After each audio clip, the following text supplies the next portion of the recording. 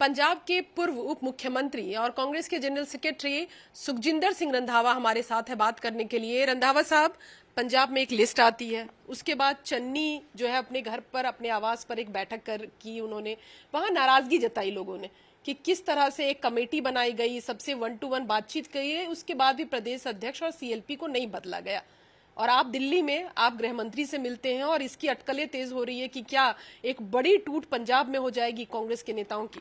पहली बात तो जो मेरा गृह मंत्री से मिलने की बात है, मैंने 2 महीने पहले प्राइम मिनिस्टर साहब को एक लेटर लिखा था जो गुरदासपुर, पठानकोट, अमृतसर, फिरोजपुर, ये बॉर्डर डिस्ट्रिक्ट हैं तरन तारण कि इनमें पाकिस्तान का बहुत ज़्यादा गड़बड़ फैलाने का चल रहा है और वहाँ से जो इलीगल वेपन्स, पहले ड्रग आती थी, अब इलीगल वेपन्स भी आ रहे हैं और जो रेडिकल्स एंड गैंगस्टर्स हैं दोनों इकट्ठे हो रहे हैं और नार्को टेररिज्म वाले भी, तीनों का एक नेक्सस बन गया है।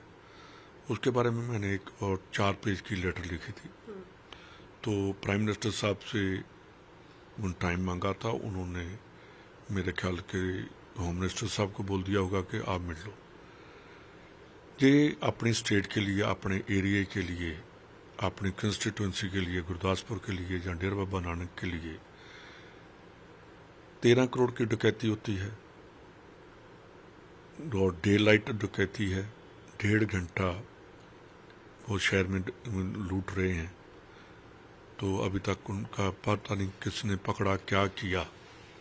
तो साथ ही मेरे एरिया में डेरा बाबा नानक में, बटाला में, जहाँ अमृतसर में डे टाइम में लोगों को शूट आउट किया जा रहा है। और मेरे ख्याल के सबसे ज़्यादा और बात है कि एक्सटॉर्शन का इतना बड़ा रैकेट चल रहा है, उसमें पुलिस भी शामिल है।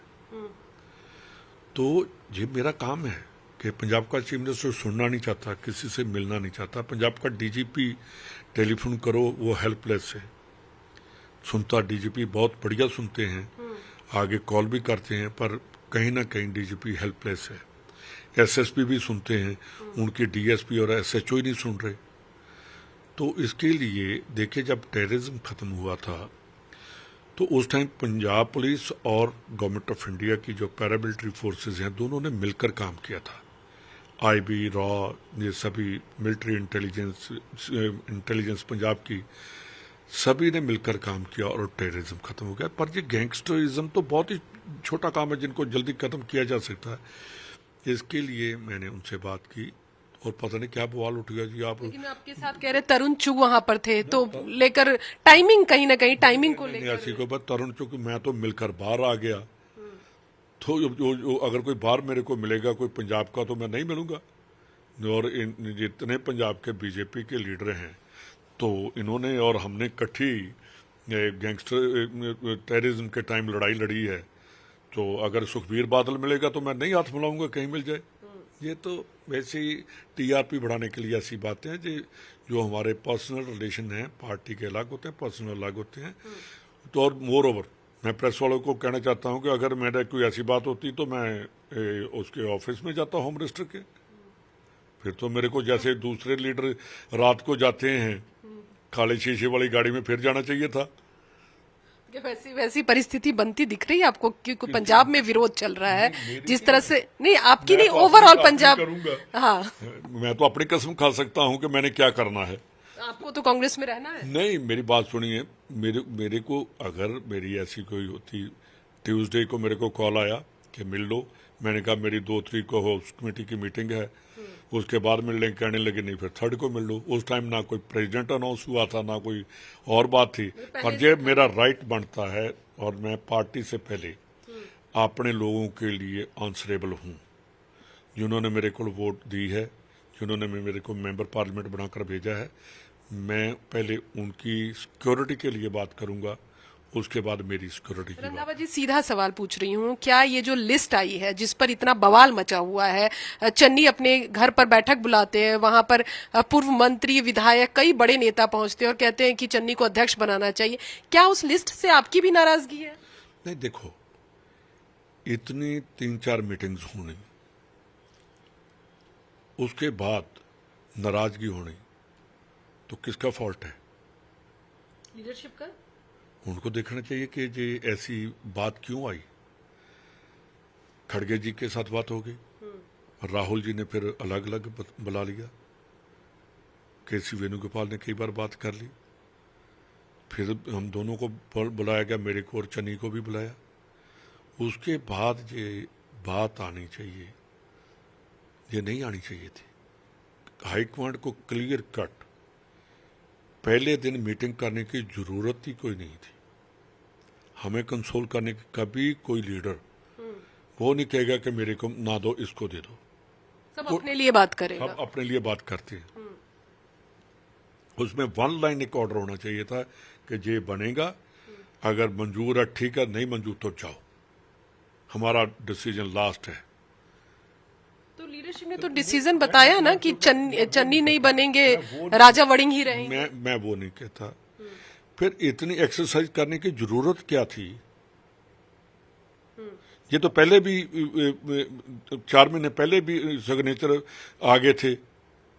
पर मैं एक बात क्या बताना चाहता हूं कि मैंने कभी भी कांग्रेस के राजा वड़िंग की मीटिंग में चन्नी नहीं आया, कोई और नहीं आया, ये नहीं आया, वो, पर मैं जरूर जाया करता था कि भाई हमारी पार्टी कमजोर नहीं होनी चाहिए।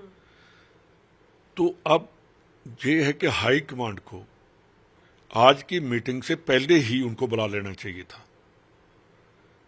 आप हैरान होंगे कि जब मैं मिनिस्टर था, कोई यूनियन बात करना चाहती थी कि हम इस दिन को धरना प्रदर्शन करेंगे, मैं पहले ही उनको बुला लेता था, गाओ क्या है भी आपकी डिमांड। तो उनको सुन लिया, उनका गुस्सा ठंडा हो गया, चलो जी फिर ठीक है जी, आपने सुन लिया, ये काम हो सकता है, ये नहीं हो सकता। ये लीडरशिप को चाहिए कि उनको पूछना चाहिए क्या बात है, क्या प्रॉब्लम आ गई। तो मतलब उनकी नाराजगी जो है वो जायज लग रही है आपको?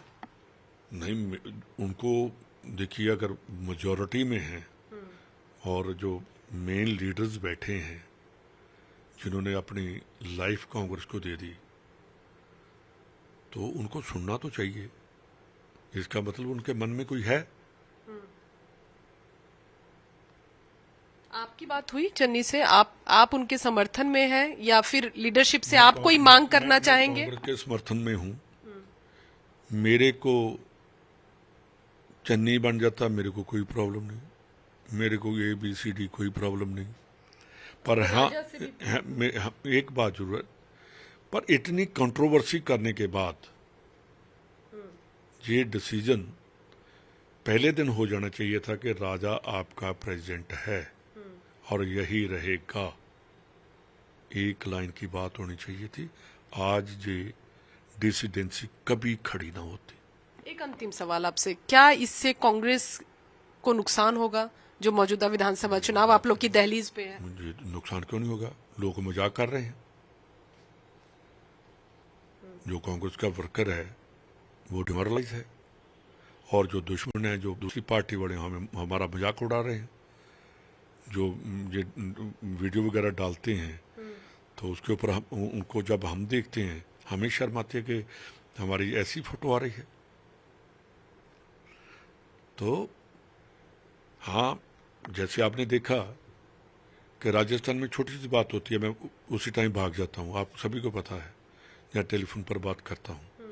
इतना बवाल होने के बावजूद आपने देखा, मैंने राजस्थान का इंचार्ज हूँ, मेरा प्रेसिडेंट आज सुबह से मेरे साथ है, कल भी मेरे साथ था, पर मैंने पार्टी की लॉयल्टी नहीं छोड़ी।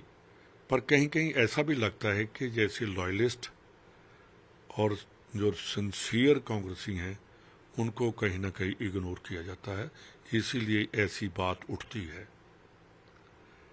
इसीलिए लोग पुरानी कांग्रेस, इंदिरा गांधी कांग्रेस, राजीव गांधी की डिसीजन मेकर थे। आज हम वहाँ उस टाइम 3 जनरल सेक्रेटरी हुआ करते थे, आप पता नहीं कितने हैं, फिर भी हम डैमेज कंट्रोल नहीं कर पा रहे।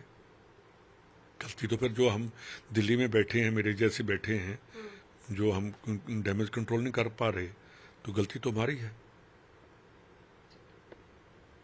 तो सुखजिंदर सिंह रंधावा से हम बात कर रहे थे। सीधे तौर पर उनका कहना है कि अगर संगठन में बदलाव नहीं करना था तो लीडरशिप को इस तरह के बड़े एक्सरसाइज नहीं करने थे, नेताओं के साथ बैठक नहीं करनी थी, और उसके बाद ये डिसीजन आना कहीं ना कहीं विधानसभा चुनाव में कांग्रेस को डैमेज कर सकता है। और एक बड़ा बयान उन्होंने दिया कि जिस तरह के फैसले हो रहे हैं इससे ऐसा लग रहा है कि जो लॉयलिस्ट है, जो कांग्रेस के पुराने वफादार हैं, उनको इग्नोर करने का काम हो रहा है।